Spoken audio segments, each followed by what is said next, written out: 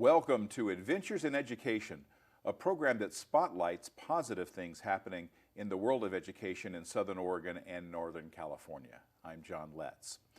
If you've watched this program before, you know that a lot of that spotlight is on programs and people that help make education a great experience for people in our region.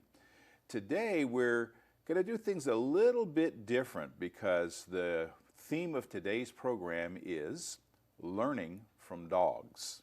You heard right, learning from dogs. And I want to introduce my guest today. This is Paul. Paul, welcome to the program. Thank you, John. And Paul Handover, I had to look at my notes for the last name, so that was my cheat sheet, Paul. But very happy to have you here with us. And let's take a look at your book cover, because I'm really intrigued by this whole idea of learning from dogs. I wanted to, as soon as I saw this book, I went, I've got to have this guy on my program. And so I'm very happy to have you here. So briefly, if you can tell our viewers, what is it that we can learn from dogs? Dogs have a number of behavioral values that really are very, very precious. Openness, honesty, trust, companionship, stillness. But top of the pops is integrity. So, a lot of really, let's just say, core things here that could really change a life. Yes. So let's explore some of the background of what happened to result in this book that you've written, Learning from Dogs. I understand this started way back in the 1970s. Yes, I mean, the journey really goes back to, I was giving a presentation to a group of Commodore computer dealers, which really dates me. Boy, that does. My first computer was a Commodore 64, and I tell you, what do I want to say?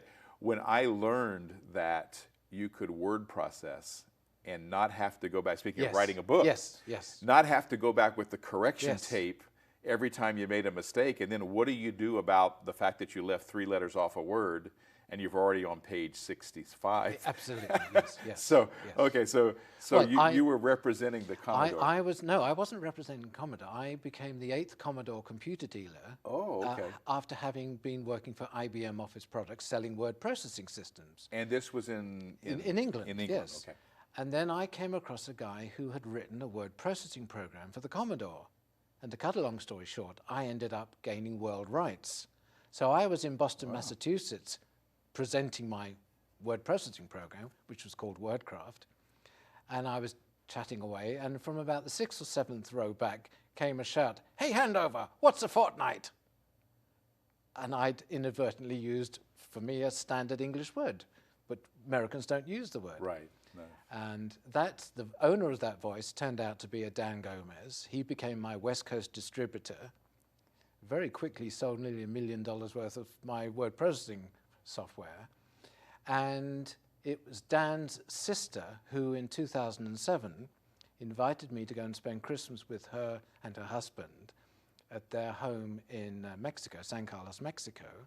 And that's where I met Jean, who had been living in that part of Mexico for some time. Her American husband had died a few years previously, and Jean and I were born 23 miles apart in London. Wow! So the way the world works sometimes, when these serendipitous kinds of things. Yes. Now, so let's look at where the dogs tie in with this. Jean had been running a dog rescue center in that part of Mexico, taking Mexican dogs off the streets, finding homes in the USA. I already had my German Shepherd, and he and I went out to be with Jean in 2008. We had about 14 dogs around the house, and very quickly I realized that dogs are the most incredible creatures, amazing creatures, man's longest, oldest, dearest companion. Let's see your puppy. This is there's a great image of your puppy. There it is. There. 2003, when he was born in Devon, southwest England. And that's the breeder, Angela, holding him in her arms the day I picked him up. Oh, great. So So you started with this dog as a pup, and this dog has a name. His name is Pharaoh. Pharaoh. Yes, and he's still alive, a very old dog now living with us in southern Oregon. That's very good to hear. And he's a treasure. So let's see now. Pharaoh didn't stay a puppy. Dogs don't do that. No, they grow up. No, they very quickly grow up. And these are some pictures from southwest England, from the county of Devon. This is well before I met Jean. Just pictures of. I used to be a private pilot, and I'd taxi around the airfield in this lovely old Piper Super Cub with him sitting in the back. Now, how did he respond to being in the air? Just loved it. Is that right? Yes, I was always tempted to fly, but it was just potentially too unsafe. Yeah. Yeah. Okay, so let's see what's next. So this is back in England. This as is well. just a terrible photograph of me. To move on, please. We'll move on. Okay.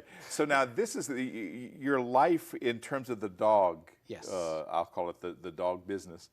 There's like a BJ and a AJ, before Jean and after Jean. Oh, that's a lovely way of putting it. Okay, yes, so yes. so let's see. This is the big dividing point that eventually ended up in your writing this book. I met Jean Christmas 2007.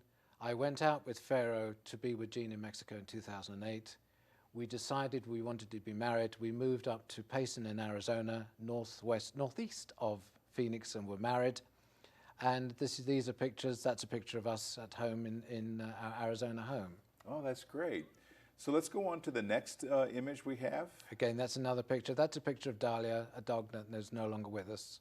Beautiful dog. That was one of Jean's dogs. One of Jean's dogs, Okay, yes, yes, great. yes, yes. Now, how many dogs at this point when you're in Arizona, how many dogs did the two of you have together? When we moved from Mexico up to Arizona, we came with 16 dogs and 5 cats, if I remember correctly. Wow. And all but Pharaoh, they were all rescue dogs. now, was this a problem getting across the border? A hassle, at least? Well, it was a hassle. It was a lot of paperwork, but I imagine so. Yes. In fact, when we came to the border, the American immigration officer called out to a colleague because he'd never seen so many dogs come through. So we were a bit of a celebrity, but we were treated so well. Oh, that's so great well. to hear. Yeah. You know, I lived in Mexico for a year in Guanajuato, which is Ashland's sister city in Mexico, and dogs in Mexico have a very different life than they do in the United States, and I imagine in England. Yes, yes. I imagine when you were there, you probably noted that a lot of dogs live on the roof of the house, and you just see a very different interaction between the people and their dogs than you would in the United States. Yes. And I have to emphasize different because I lived with a family that had a dog, and they adored the dog, but there's just a different expectation of what a dog's life looks like, and that's the lucky dogs in Mexico. The street dogs,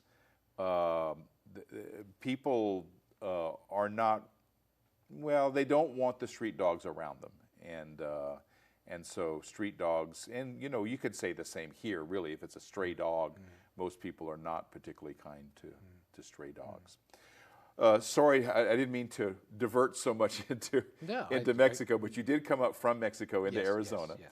And so tell us about that part of your life. Living in Arizona. Yes. It was fantastic. We were very, very happy and would have been there for the rest of our days, and it was just chance that brought us up to Oregon. What did bring you to Southern Oregon?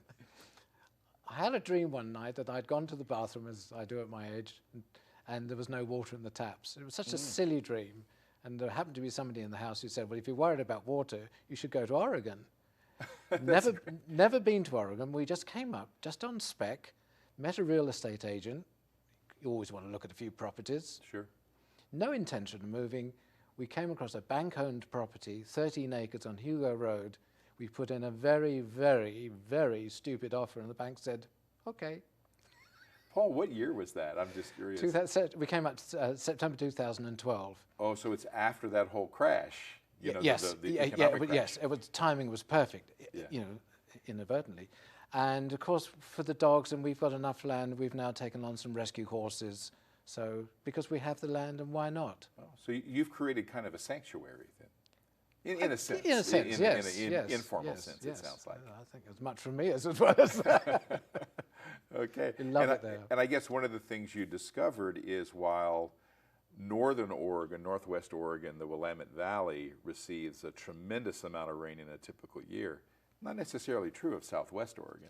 Yes, It's yes, true, yes, but yes. still a Yes. beautiful place and to live. in many ways, the climate and it is memories of England. There's that lovely Oh, sort yeah. of moist, green atmosphere at times. Well, that's great. We're going to go into more of this whole learning from dogs, what dogs have to teach us when we come back. But meanwhile, we have a short break to make, and we'll be right back in just a few, in fact, 1 minute, with more of Adventures in Education. Here's your host for Ramping Up Your English, John Letz. In 2015, I launched a new series on RVTV. Welcome to Ramping Up Your English. Since my first unit was railroads, viewers got to see lots of train videos. Some of the greatest trackside scenery in the world. Today's function is using conjunctions to show a cause-effect relationship. Gladys Knight's Pips used that when they sang, whoop, whoop. 2015 also explored the education scene on Adventures in Education, including hearing from English language learners. And I think that parents should teach their children Spanish and be able to teach them their native language. It's so important right now to be able to speak both languages. And how does it feel to be bilingual? Oh, it feels great.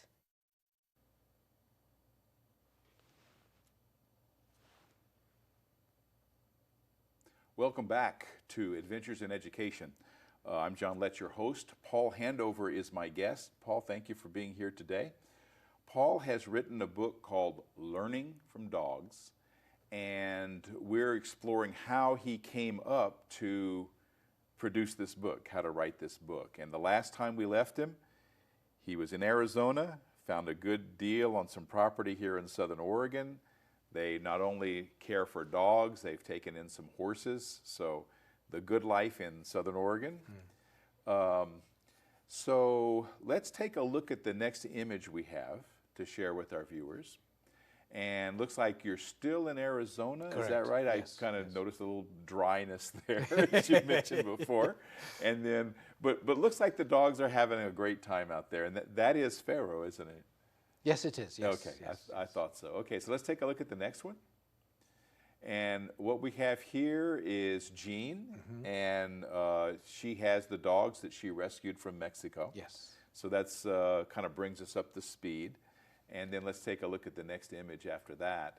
And what we'll be looking at is part of the inspiration. So could you explain that? Yes. Shortly before I left England to come out and be with Jean, I was reading this book by David Hawkins, who's no longer with us.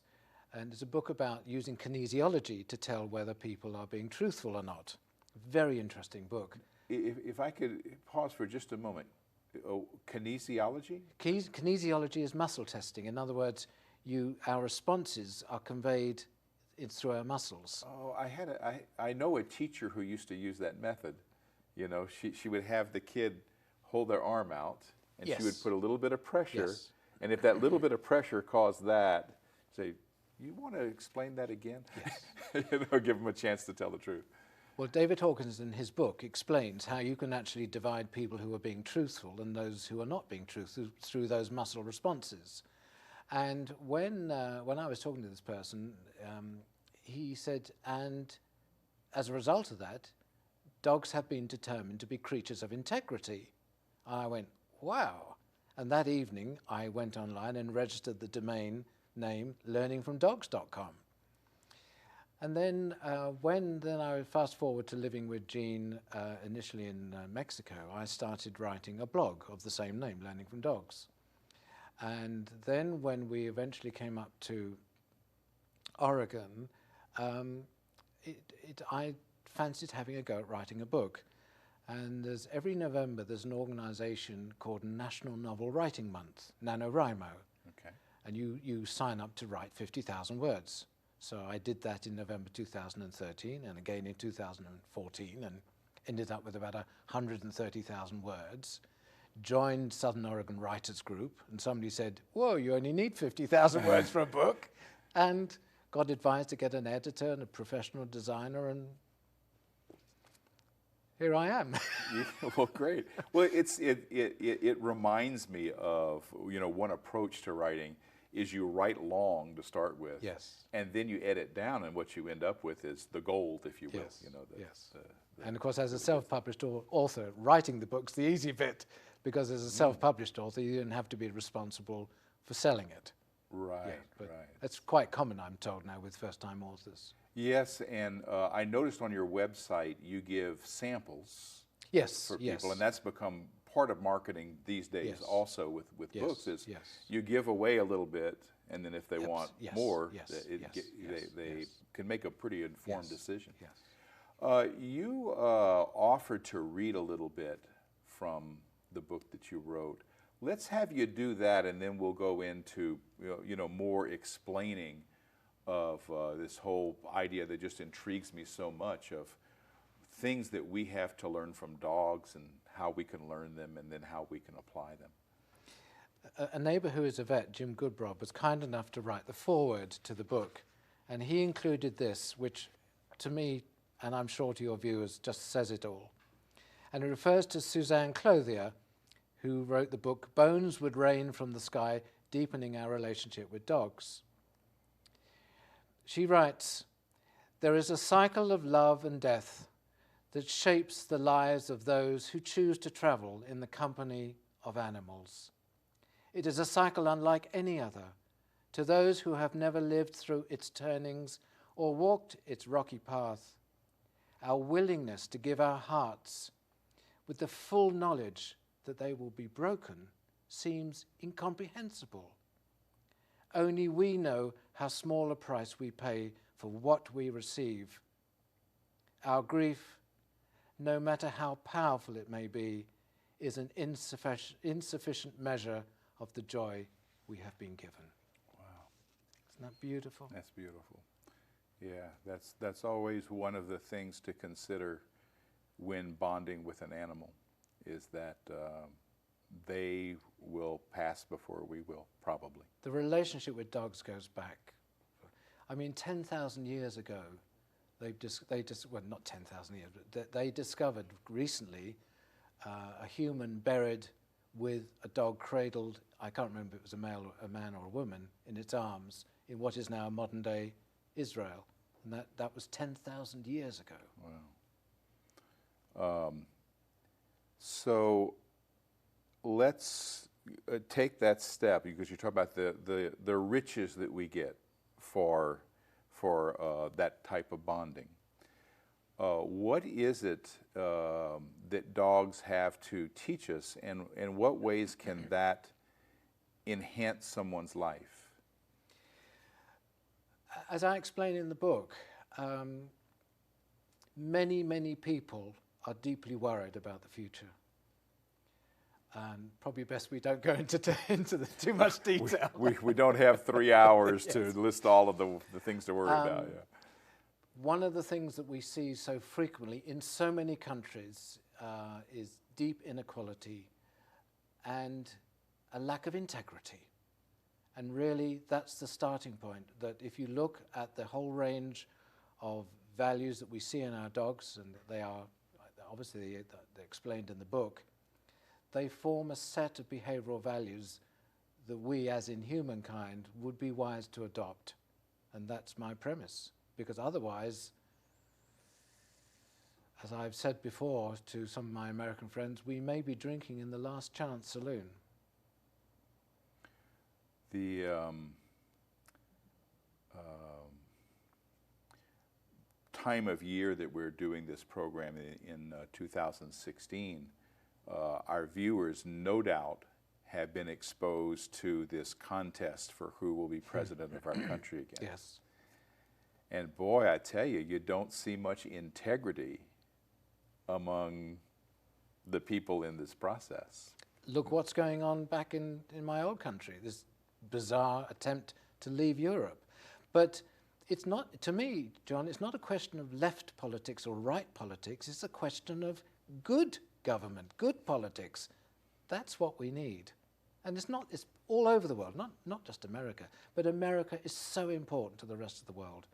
So it sounded like a political speech. Well, that's all right, because I'm curious, how do we, I can understand on a personal level, I know that there is a scientific basis to the fact that people who do have pets live longer. Yes. They experience more health. I mean, that's statistically all there. How do we scale this up? You were talking about the individual benefit, but how do we scale this up on a societal level or even a community level? Let's start there instead of the whole nation kind of thing. I'm not sure I know, but you used one word which I think is key, and it's something that we really learned from living where we are near Grants Pass, and that's community. And I think we have to reinforce communities. Historically, humans lived in groups of about 150 people. Dogs, historically, in the wild, lived in groups of about 50. And I think all of us know that when you're living in a small group, there's a different atmosphere. There's an open, more honest, more trusting atmosphere. And something goes wrong when we scale up a bit. Yeah, I know that, you know, in a small community, people are aware that they need each other. Yes. And you may not particularly like a person's personality, but the experience is so different when someone is there for you when you needed them. And all of a sudden, their personality, which you might not relate to, doesn't really, it's not important. You know, in Mexico we say no importa. You know? Yes. So looking at that community level, how do you share that information, this insight that you've gotten of what these animals have, the dogs have to teach us? In truth, John, I don't know. I suppose through these sort of events, I just don't know. I mean... You could write a book. I could. Looks like you've done that. So, yeah, because I don't think I explained this to you, but I'm a retired teacher. I've taught several years in local schools. And so, thus this program, Adventures in Education, of the way that the quality of education that I think particularly of our children, but we've kind of branched out to the community, you know, let's just say children of all ages, because we're all learners. People who have dogs, do you think that they typically get these lessons, or do they need to approach their dogs in a different way? Well, I mean, to be honest with you, I don't know the answer. I would speculate that yes, particularly young people that have dogs and cats and other pets in their lives learn something, maybe learn about the unconditional nature of the love that is shown to us by animals. And one would hope that that offers them a guide for when they are adults. Because the future is in the hands of our young people. Exactly.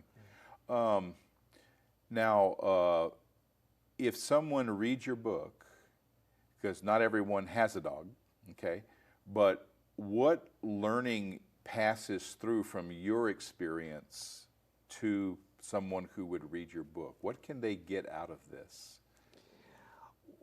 Well, the feedback that I'm getting from people who have read the book, who are not owners of pets, is that it's giving them something to think about. It's giving them a reason to really understand that ultimately it comes down to our behaviors. Because everything, if you think about it, John, everything comes down to behaviors and our relationships. And if we don't change our behaviors, if we don't change our relationships, particularly with this planet we're living on, I'll leave the sentence unfinished. Okay. Does your book, I've read some of your book, does it deal with dogs in other cultures, or just this, English and American culture? Primarily the English. English. My own instinctive culture is English. Yeah, Yes. yeah. I ask that because I know there are some cultures where dogs are not held in real Yes, high esteem. yes, yeah. But I question if what you've learned it had such an impact for you from dogs. Is this available to people from other animals? And I think of our other number one pet, which is cats. I would hope so. I would think so, yes. And is there some of the information that you share in the book? How much of this is backed up with science? As much as possible. I mean, in terms of the origins of the relationship between dog and man, there's a lot of uncertainty. I mean, there's a lot of informed speculation, but there's no real evidence as to how it all began, except it was many years ago. Wherever possible, I've tried to rely on scientific underpinnings to support what I'm writing. But the scientific community, by the way, is documenting a tremendous amount of stuff with animals. Yes, yes. Dogs included, but even wild animals, what we call wild animals, yes. let's just say undomesticated animals, that they have a whole huge emotional life that scientifically is being documented, even as we sit here around this table. You might not have intended it, but it was a very good prompt, because I am writing a sequel based on the science of how dogs really, in terms of their senses, how they really behave. And there's a lot of science now looking into that. Well, I'll be interested to hear from you when that book is written. And at 50,000 words a year, we won't have to wait too long, I suppose, Paul. Thank you, John. Okay. Well, Paul, how do people get in touch with you? I know you have a website. I have a website. The book is available in local Oregon bookstores and also on Amazon. And it is also available to be purchased from my website. And I would put in a plea, because 50% of the net proceeds are being donated to the Rogue Valley Humane Society. And therefore, if people do buy it from my website, then I'm not having to give the discount to the bookseller. So more is going to Rogue Valley. And to date, as of yesterday, I have raised already $560 for the Humane Society. Oh, that's fantastic. Thank you. Well, Paul, I want to thank you for being on the program. Thank you for sharing what you've learned with dogs, both in this book and with our viewers of Adventures in Education. And I want to remind our audience that you can watch this program and even download it by going to archive.org/details/RogueTV. And you can click on my name, John Letz, or Adventures in Education on the sidebar there. Also, you can watch this program, which you're probably doing right now. We're on Channel 15 in the Ashland Home Network, and Channel 182 in Southern Oregon, just in general on Charter Cable. So thank you for joining us. I want to thank my crew. This program would not be possible without their hard work and talents. And I want to thank you, our viewers. Join us next time on Adventures in Education. I'm John Letz.